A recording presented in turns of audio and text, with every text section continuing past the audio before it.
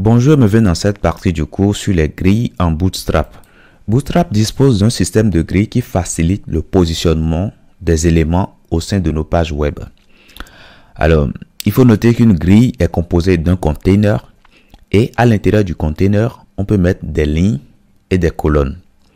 Alors, pour créer une ligne au sein de notre container, on utilise des éléments de structuration HTML que vous connaissez déjà sans doute.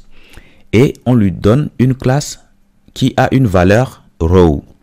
Alors, ici, nous allons utiliser div comme élément, mais comme je l'ai dit tout à l'heure, vous êtes libre de choisir l'élément de structuration qui vous intéresse.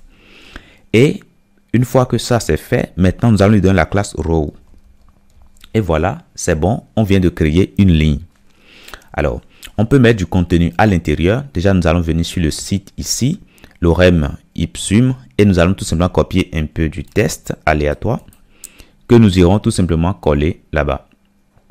Alors on copie et arrivé ici, on peut tout simplement coller le test à l'intérieur et voilà. Donc on actualise ici et tout se passe correctement. Alors comme je l'ai dit tout à l'heure, vous êtes libre de mettre les lignes qui vous seront utiles. Donc vous pouvez définir autant de lignes qu'il en sera utile. Alors, une fois que c'est bon, déjà, vous allez regarder au niveau de l'aperçu, vous voyez que chaque élément tient sur une ligne, vous voyez. Alors, parfois, on a besoin, dans notre mise en page, de mettre plusieurs éléments sur la même ligne, c'est-à-dire de mettre les éléments horizontalement. Et dans ce cas, on a besoin alors des colonnes. Alors, pour créer une colonne en Bootstrap, on utilise déjà un élément de structuration et on lui donne une classe call. Et donc la classe call permet de spécifier à Bootstrap qu'on veut créer une colonne. Alors je suppose que dans notre première ligne ici, nous voulons peut-être créer une colonne. Déjà on peut virer ces lignes, pardon, étant donné qu'on n'en avons plus besoin. Et ici par exemple, nous allons tout simplement créer une colonne. Et nous avons dit que pour le faire, on met un élément de structuration. Ici nous allons choisir l'élément P. Et la classe, nous allons le donner la valeur call, comme ça. Et là, on va lui donner maintenant des éléments à l'intérieur. Et là aussi, une fois encore, vous êtes libre de mettre ce que vous voulez. Ça peut être une image, ça peut être tout ce que vous voulez. Ça peut être des barres de navigation, du test, etc., etc. Donc, nous allons le mettre. Et une fois que ça, c'est fait, alors, nous allons mettre tout simplement le test aléatoire que nous allons simplement copier ici. Et nous allons le mettre à l'intérieur. Alors, une fois que ça c'est fait, on peut mettre plusieurs colonnes. Ici, on va en mettre 3. Lorsque nous allons actualiser ici, qu'est-ce qui va se passer? On voit que nos éléments restent bien sûr la même ligne, mais restent sur des colonnes différentes. Vous voyez?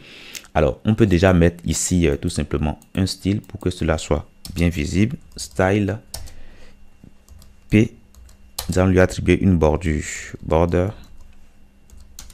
Un pixel solide. Et puis red. Donc déjà, lorsqu'on va actualiser ici, on voit bien que nos éléments restent bien sur la même ligne, mais sur des colonnes différentes. Alors, je tiens aussi à faire une précision. En Bootstrap, les lignes sont composées de 12 unités de colonnes.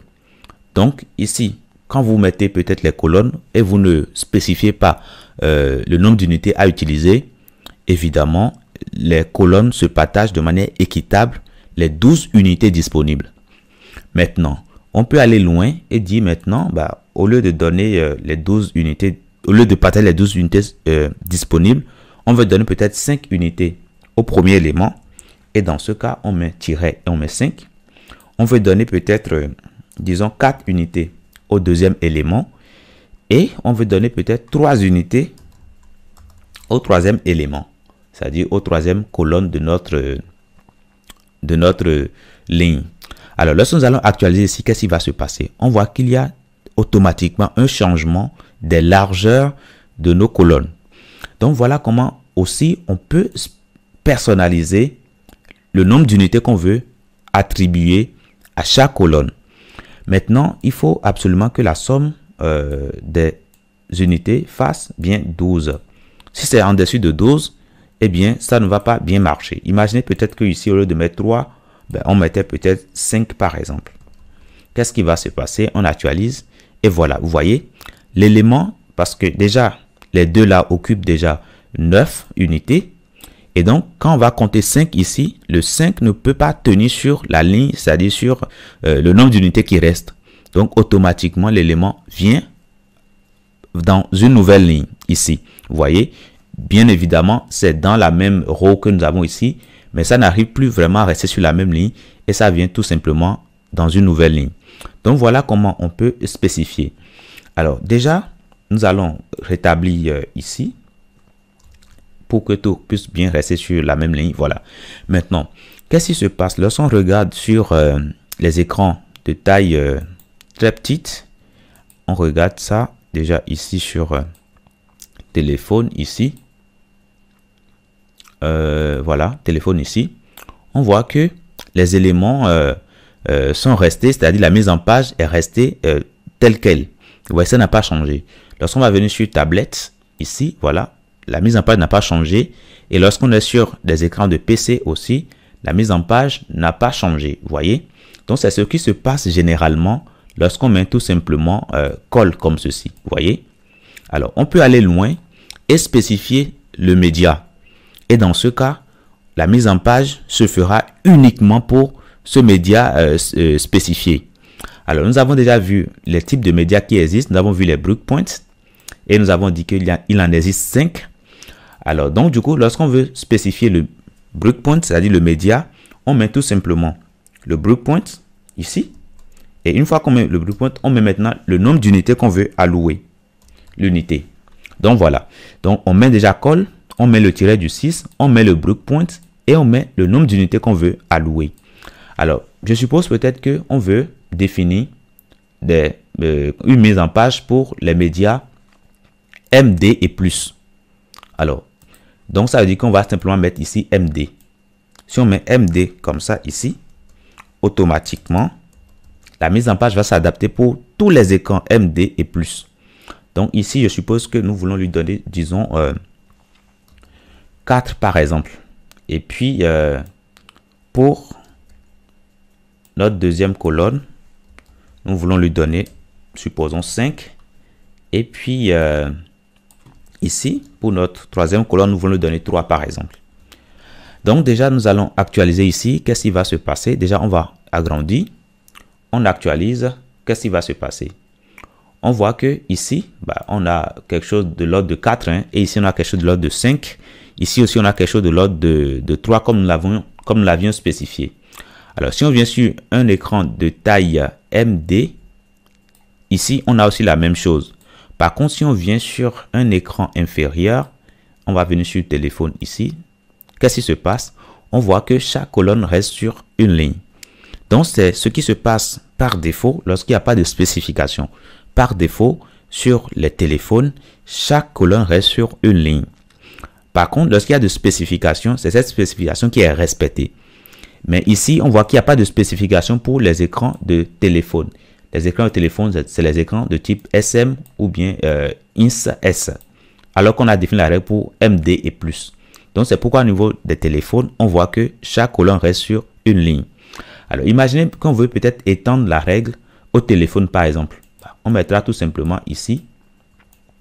On peut modifier, on mettra tout simplement SM, par exemple. Et ici aussi, SM. Et ici, on mettra tout simplement SM encore. On va enregistrer.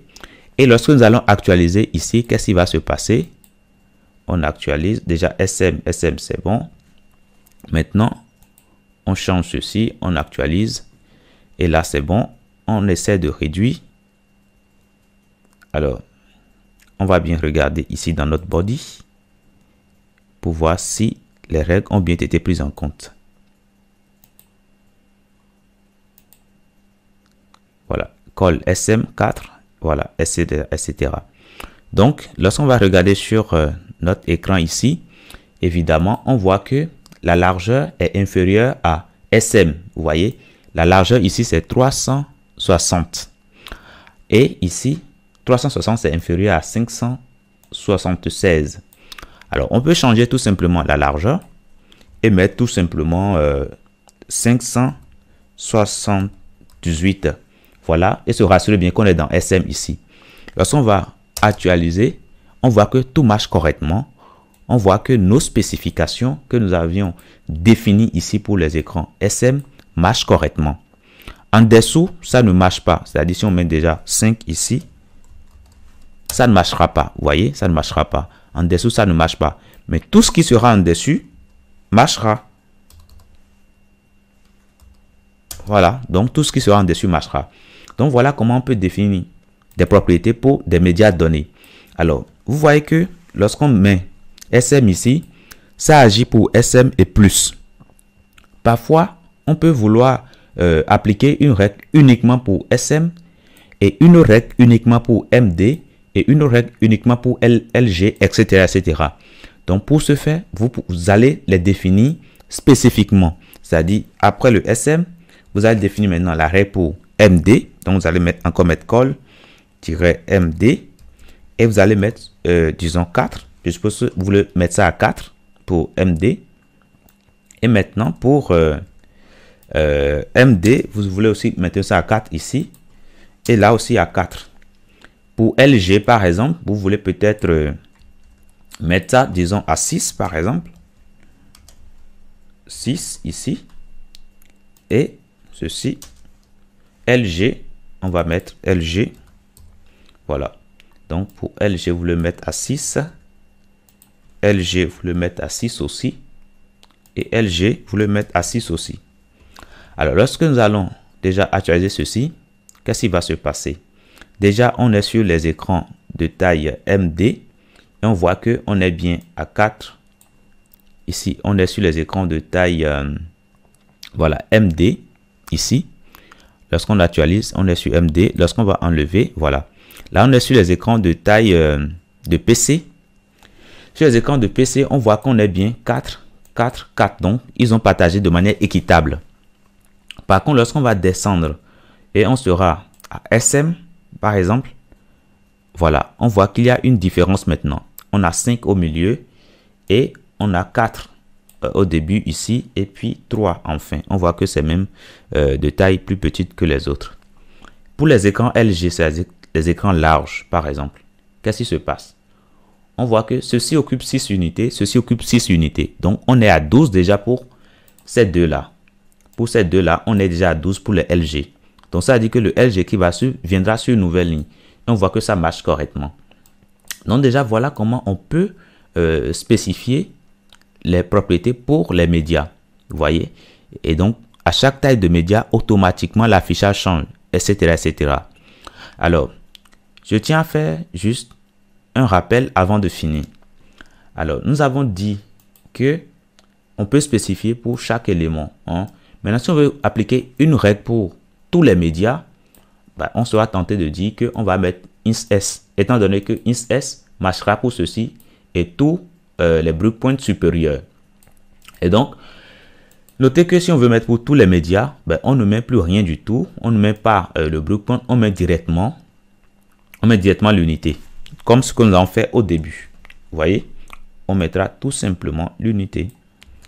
Et donc, du coup, lorsque nous allons tout simplement essayer de rafraîchir, eh bien, ça aura, voilà, ça va partager équitablement la largeur disponible, c'est-à-dire le nombre d'unités disponibles, quel que soit le média. Donc, voilà.